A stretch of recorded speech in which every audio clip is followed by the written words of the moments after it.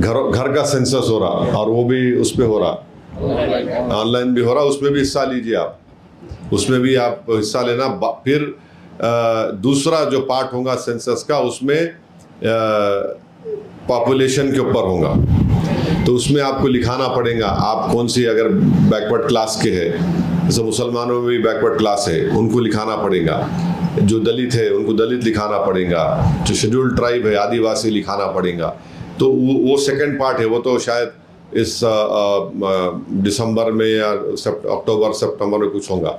ये सबसे अहम SIR है, फिर सेंसस है, इसमें अपनी मर्दमशुमारी में हिस्सा लीजिए।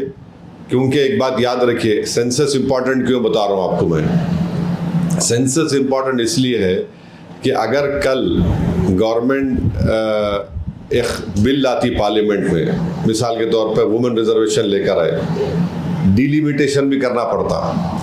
डिलिमिटेशन कैसा करेंगे, उन्होंने सेंसस के ऊपर करेंगे, समझे आप। अगर नाम नहीं रहेगा बराबर सही तरीके से सेंसस में, तो कोई भी कॉन्स्टिट्यूंसी को काटम खोटी कर देंगे।